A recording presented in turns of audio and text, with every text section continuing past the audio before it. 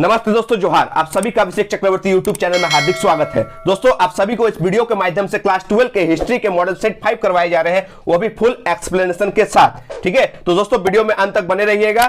ठीक है, और अगर आप लोग चैनल पर नए आए हैं तो चैनल को सब्सक्राइब कर लीजिएगा ताकि आगे की वीडियोस की नोटिफिकेशन सबसे पहले आपको मिल पाए। चलिए दोस्तों, बिना किसी देरी के क्वेश्चन नंबर 1 को देख लेते हैं। लोथल की खोज किसने की? Option number A Dayaram Sahni, option B Rakhaldas Banerjee, option C R S. Bisht, option D S R. Rao. तो इसका करेक्ट आंसर क्या हो जाएगा दोस्तों? Option number D S R. Rao. S R. Rao यानी रंगनाथ राव। एक क्वेश्चन है दोस्तों, आप लोग बताइए लोथल की खोज रंगनाथ राव ने कब की थी? कमेंट में बताइए। ठीक है, लोथल की खोज रंगनाथ राव ने कब की थी? चलिए दोस्तों, क्वेश्चन नंबर 2 की ओर बढ़ते हैं। क्या पूछा गया है? पुरोहित राजा का अवशेष किस नगर से प्राप्त हुआ था?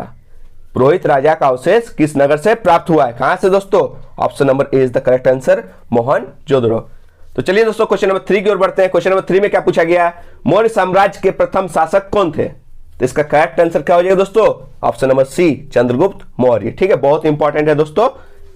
चंद्रगुप्त मौर्य से रिलेटेड 3 बात याद रखिएगा जिससे क्वेश्चंस बन सकते हैं और आपको हिस्ट्री में अच्छे मार्क्स दिला सकते हैं। पहला बात, चंद्रगुप्त मौर्य मगध की गद्दी पर 322 ईसा पूर्व में बैठा था। कब दोस्तों? 322 ईसा पूर्व में। ठीक है, चंद्रगुप्त मौर्य ने नंद वंश के अंतिम शासक धनानंद को युद्ध में पराजित किया और मगध पर एक नए वंश मौर्य वंश की स्थापना की। ठीक है, तो दोस्तों क्या क्वेश्चंस बनेंगे? पहला क्वेश्चन, चंद्रगुप्त मौर्य ने मगध की गद्दी पर कब बैठा? चंद्रगुप्त मौर्य मगध की गद्दी पर कब बैठा, यानी उनका राज्याभिषेक कब हुआ? तो इसका क्या होगा उत्तर? 322 ईसा पूर्व। क्या? 322 ईसा पूर्व। ठीक है, दूसरा क्वेश्चन क्या बनेंगे दोस्तों कि मौर्य वंश का संस्थापक कौन था या प्रथम राजा कौन था? क्या हो जाएगा? चंद्रगुप्त मौर्य। ठीक है, दूसरी बात याद रखिएगा, चंद्रगुप्त मौर्य ने 305 ईसा पूर्व में, कब दोस्तों? 305 ईसा पूर्व में सेल्यूकस निकेटर को हराया था। ठीक है, इसके बाद सेल्यूकस ने अपनी पुत्री कार्नेलिया की शादी चंद्रगुप्त मौर्य के साथ कर दी थी। ठीक है, तीसरी बात याद रखिएगा दोस्तों, चंद्रगुप्त मौर्य जैन धर्म का अनुयायी था। किस धर्म को मानता था? जैन धर्म को। ठीक है, और उसके प्रधानमंत्री का नाम क्या था? चाणक्य था, जिन्होंने धनानंद को हराने में उनकी सहायता की थी। ठीक है दोस्तों, अगला क्वेश्चन की ओर बढ़ते हैं दोस्तों, क्वेश्चन नंबर 4 की ओर। क्वेश्चन नंबर 4 में क्या पूछा गया है? अर्थशास्त्र के रचयिता कौन थे? ठीक है, तो इसका आंसर क्या हो जाएगा दोस्तों? Option number B is the correct answer, Vishnugupta. ठीक दोस्तों, विष्णुगुप्त चंद्रगुप्त मौर्य के प्रधानमंत्री चाणक्य का ही नाम था दोस्तों। ठीक है, और उनको और एक नाम से जाना जाता था, कमेंट में बताइए वो नाम क्या था। ठीक है, चलिए दोस्तों, क्वेश्चन नंबर 5 की ओर देख लेते हैं। क्या पूछा गया है? हड़प्पावासी तांबा कहां से प्राप्त करते थे? हड़प्पावासी तांबा कहां से प्राप्त करते थे? इसका आंसर क्या हो जाएगा दोस्तों? Option number D is the correct answer, Khetri. Khetri Khan कहां है दोस्तों? जो राजस्थान में। कहां? राजस्थान में। ठीक है दोस्तों, क्वेश्चन नंबर 6 की ओर बढ़ते हैं। क्वेश्चन नंबर 6 में क्या पूछा गया है? धोलावीरा की खोज किस वर्ष हुई थी? Option number A 1921, option B 1922, option C 1955, option D 1990। तो इसका करेक्ट आंसर क्या हो जाएगा दोस्तों? Option D 1990। चलिए दोस्तों, क्वेश्चन नंबर 7 की ओर देखते हैं। क्या पूछा गया है? सिंधु घाटी सभ्यता में सोना किस स्थान से मिलता था? बहुत इंपॉर्टेंट क्वेश्चन है दोस्तों। कहां से मिलता था?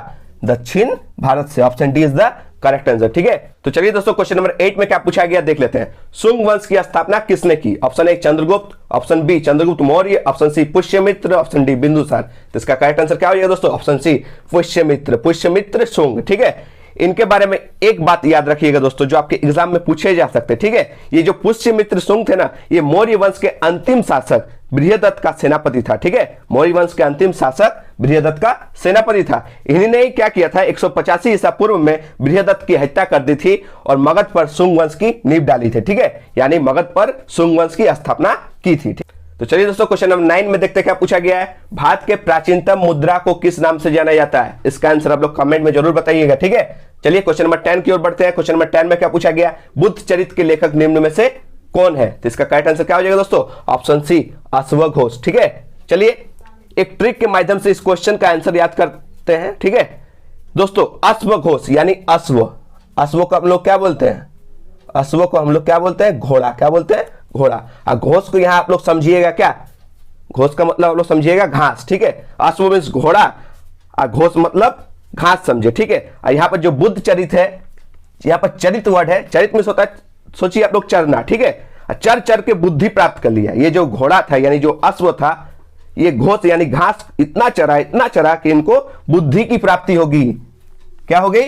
बुद्धि की प्राप्ति। तो इसका आंसर क्या रखेंगे हम लोग याद? बुद्ध चरित्र में जो लेखक है वो कौन है? अश्वघोष है। ये जो अश्व है यानी जो घोड़ा है, इतना घास खाया, इतना घास खाया, इतना चरा, घास चरा कि इसको बुद्धि की प्राप्ति हो गई। तो बुद्ध चरित्र के लेखक कौन होंगे? अश्वघोष। ठीक है, एक ऑप्शन बी कालिदास भी इंपॉर्टेंट है। ठीक है, कालिदास भी एक बुक लिखा है शायद मेघदूतम। ऑप्शन डी भी विशाख दत्त। इस पर आप लोगों को एक बताए थे कि विशाख दत्त यानी विशाल दांत। विशाल दांत किसका होता है दोस्तों?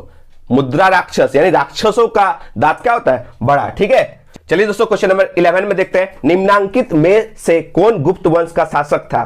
कौन था दोस्तों? Option number C is the correct answer, Chandragupta द्वितीय। कौन दोस्तों? चंद्रगुप्त द्वितीय। ठीक है, क्वेश्चन नंबर 12 की ओर देख लेते हैं, क्या पूछा गया है?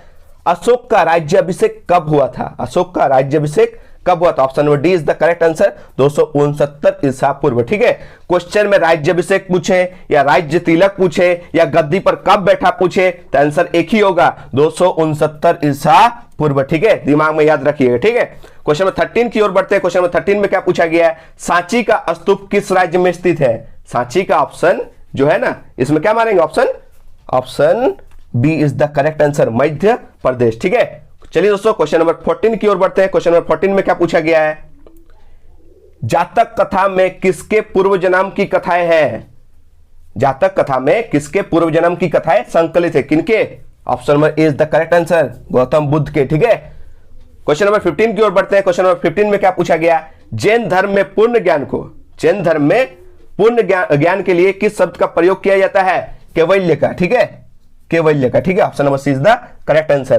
क्वेश्चन नंबर 16 की ओर बढ़ते हैं। महावीर के बचपन का नाम क्या था?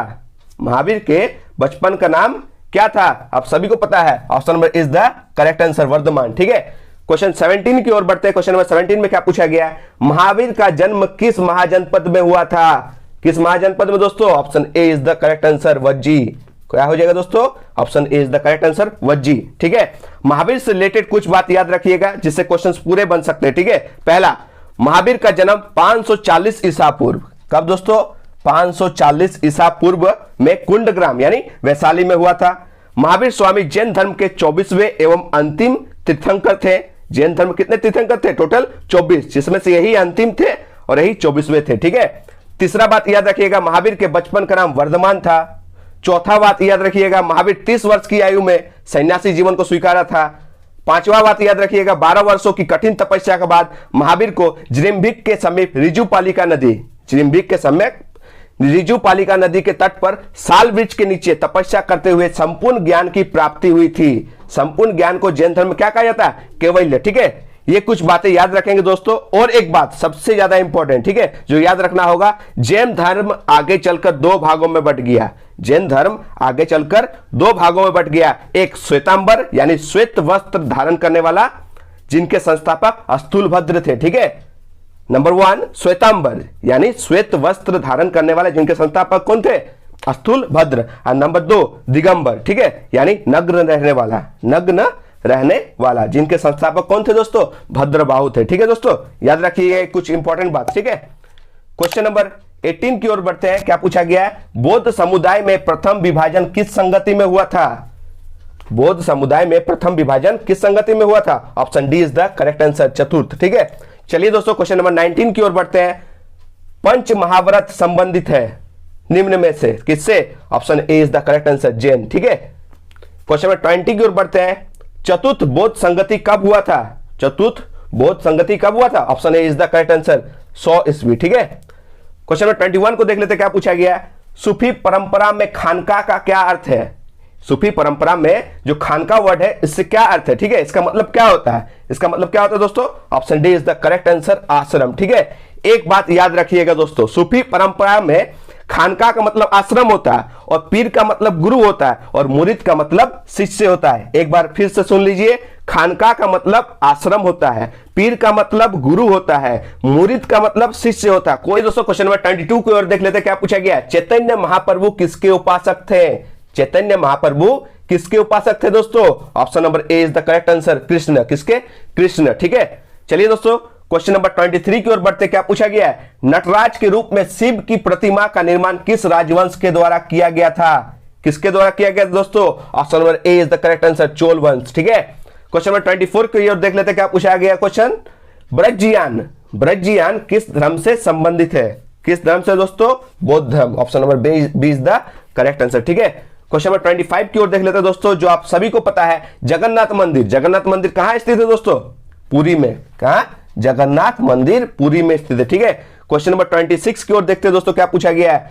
मगहर में किसका मृत्यु स्थान, मगहर में किसका मृत्यु स्थान माना जाता है? किसका? कबीर का। Option A is the correct answer. ठीक है, चलिए दोस्तों क्वेश्चन नंबर 27 की ओर बढ़ते हैं। 27 में क्या पूछा गया है? किस काल के प्रशासन में अयंगर व्यवस्था प्रचलित थी? तो इसका आंसर क्या हो जाएगा दोस्तों? Option B is the correct answer, Vijayanagara काल। ठीक है, क्वेश्चन नंबर 28 की ओर बढ़ते हैं दोस्तों, क्या पूछा गया?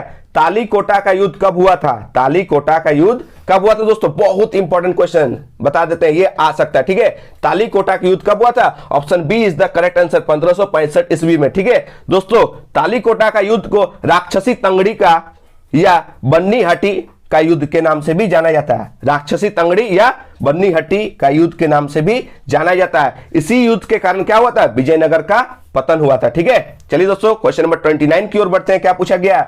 महानवमी डिब्बा किस साम्राज्य से संबंधित है? या महानवमी डिब्बा किस साम्राज्य से संबंधित थी? कौन से दोस्तों? यही option number A is the correct answer, Vijayanagara साम्राज्य। ठीक है, क्वेश्चन नंबर 30 की ओर देख लेते हैं दोस्तों, क्या पूछा गया? देवराय द्वितीय किस साम्राज्य के राजा थे? किस साम्राज्य के राजा थे दोस्तों? Option number D is the correct answer, Vijayanagara साम्राज्य। ठीक है, क्वेश्चन नंबर 31 की ओर बढ़ते हैं दोस्तों, क्या पूछा गया? गोपुरम क्या है? गोपुरम क्या है? Option number A is the correct answer, मंदिर के चार दीवारी का मुख्य द्वार। मंदिर के चार दीवारी का मुख्य द्वार को क्या कहते हैं? गोपुरम कहते हैं। ठीक है, क्वेश्चन नंबर 32 की ओर देख लेते हैं दोस्तों, क्या पूछा गया? अकबर के दरबारी इतिहासकार कौन थे? कौन थे दोस्तों? Option number C is the correct answer, Abul Fazal. ठीक है, क्वेश्चन नंबर 33 की ओर देख लेते हैं दोस्तों, क्या पूछा गया? इनमें से कौन सा फसल मूलतः भारत का नहीं है? ऐसा लग रहा है कि कोई नहीं है। मक्का भी भारत का लगता है, आलू भी भारत का लगता है, टमाटर भी भारत का लगता है, इनमें से सभी ही सही होगा। ठीक है, option number D is the correct answer. ठीक है, क्वेश्चन नंबर 34 की ओर देख लेते हैं दोस्तों, क्या पूछा गया? फतेहपुर सीकरी को राजधानी किसने बनाया था? फतेहपुर सीकरी को राजधानी किसने बनाया था? Option B is the correct answer, Akbar. ठीक है, क्वेश्चन नंबर 35 की ओर देख लेते हैं दोस्तों, क्या पूछा गया? पानीपत का दूसरा युद्ध कब लड़ा गया था? पानीपत का दूसरा युद्ध कब लड़ा गया था? Option number B is the correct answer, 1556 ईस्वी में। आप लोगों के लिए एक क्वेश्चन है दोस्तों, पानीपत का पहला युद्ध कब लड़ा गया था? वो कमेंट में बताइए। ठीक है, पानीपत का पहला युद्ध कब लड़ा गया था? बहुत इंपॉर्टेंट। ठीक है, कमेंट बताइए। ठीक है, अगला बढ़ते हैं क्वेश्चन नंबर 36 की ओर, क्या पूछा गया है? मीर सैयद अली और अब्दुल समद जो प्रसिद्ध चित्रकार थे, मुगल दरबार में किस शासक ने लाया? मुगल दरबार में किस शासक ने लाया था? Option number D is the correct answer, Humayun. किसने लाया था? हुमायूं ने। ठीक है, क्वेश्चन नंबर 37 की ओर बढ़ते, क्या पूछा गया? जहांगीरनामा के लेखक कौन थे? खुद जहांगीर थे। कौन थे दोस्तों? जहांगीर। जैसे बाबरनामा के लेखक बाबर खुद थे, उसी तरह जहांगीरनामा का लेखक कौन है?